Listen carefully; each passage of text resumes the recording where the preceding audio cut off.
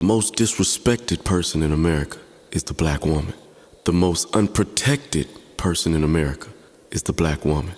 And the most neglected person in America is the black woman. The door, say, "Hey, mama, what y'all doing?" That's what my heart say, but I know she not gonna physically walk through the door. September 8th, 2024.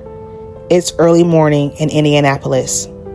A mother finishes a late shift at work and orders an Uber to get home. It should have been just another ride, but by the next day, 30-year-old Chanti Dixon is found dead, her body discarded in a wooded lot. What happened in that car? Who was behind the wheel? And how did a routine ride home become a one-way trip into darkness? Chanti Dixon, a devoted mother, a daughter, a woman whose life was stolen in a moment of violence and betrayal. Early morning at 3:34 a.m., Chanti ordered an Uber from her job. She worked as a dancer at a nightclub on 2300 block of West 16th Street. Unknown to her, she would cross paths with pure evil. She told the driver she needed to make a quick stop on Washington Street. And then after, he took her home, but she never made it inside. The entire day, no one could reach her. Calls went unanswered, messages unread. By September 9th, her family had grown terrified. They filed a missing person report and went to her house themselves. Inside, they found her Apple Watch, which pinged a signal behind her home. They followed it, and what they discovered next is every family's worst nightmare. Chanti's lifeless body was found, unresponsive, near her phone, just steps away from the place she should have been safe. That same day, around 1 p.m., police responded to a call on 1800 block of Wagner Lane. An unclothed woman had been found face down in a wooded area. She was pronounced dead at the scene, and that woman was Chanti Dixon. September 9th, a missing person report was filed with IMPD. Officers were told that a Chanti Dixon was missing since early Sunday morning. Detectives were told that she was picked up around 3:30 a.m. By a rideshare driver to be taken home. No one had talked to her since that time. Yesterday afternoon, at just before 1 p.m., IMPD Southeast District officers were dispatched to the 1800 block of Wagner Lane on the report of a deceased person found near a wooded area. Officers located an adult female there, later identified by the Marion County Coroner's Office as the missing woman, 30-year-old Chanti Dixon. Due to the unusual circumstances, homicide was notified and began their investigation. Along with the homicide investigators, the Marion County Forensic Services Agency and the Coroner's Office conducted their evidence, and detectives canvassed the area for witnesses and surveillance cameras. Her mother was there, heartbroken, devastated, but strong enough to help police start piecing together the truth. Chanti's mom handed investigators both of her daughter's phones and the passcodes to unlock them. What they found led directly to a man named Francisco Valadez, who was 29 years old. Quickly, a suspect, or a person of interest, was identified. Detectives were able to place that person into custody, and after an interview, they arrested 29-year-old Francisco Valadez, who was preliminarily charged with murder.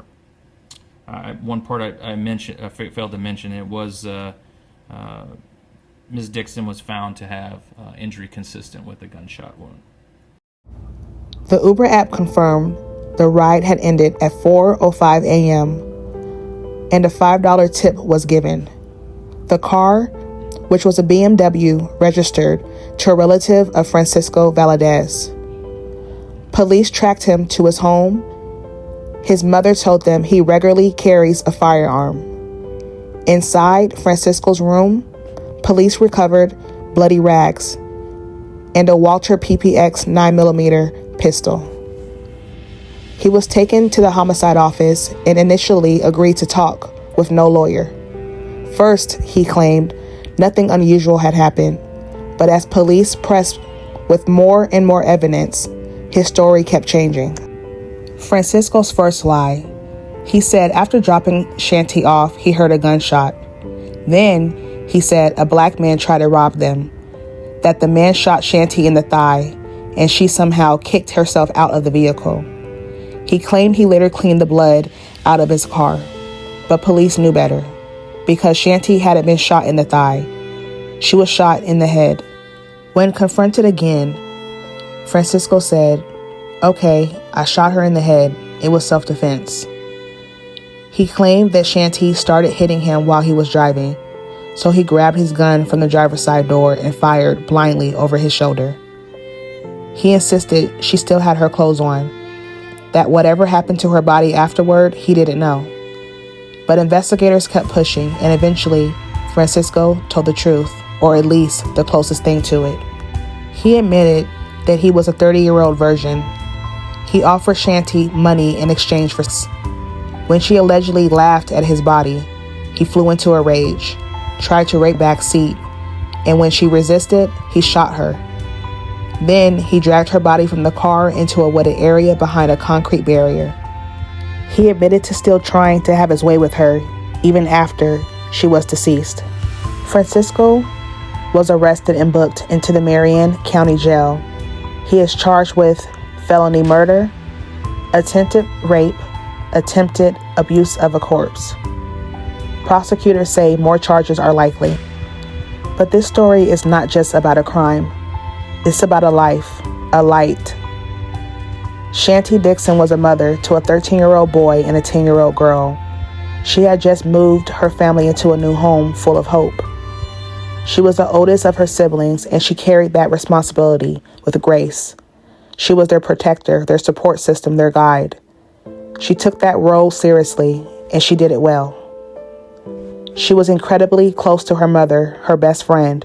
I would say, "Ma, you know you my best friend." And I'm like, "Girl, yeah, I know. And you my best friend." She was selfless to the core. If you needed her, she was there, even if it meant putting herself in a bind. Chanti lit up every room. She was the party. She was love in motion. And now her children will grow up without their mom. To her family, her friends, her babies, my heart is with you. Chanti Dixon, your light, your joy, and your fight will never be forgotten. Remember, she held more than just her name. What is your opinion on Chanti's case? How do we protect the people society often overlooks? The ones working late, trusting strangers, doing what they have to do to survive. This is Jasmine on the Case, where every story matters, where every voice deserves to be heard, and justice is more than a verdict. It's remembrance. Thank you for watching. Until next time, take care of yourselves and each other. Don't forget to like, comment, and subscribe to bring more awareness to these cases.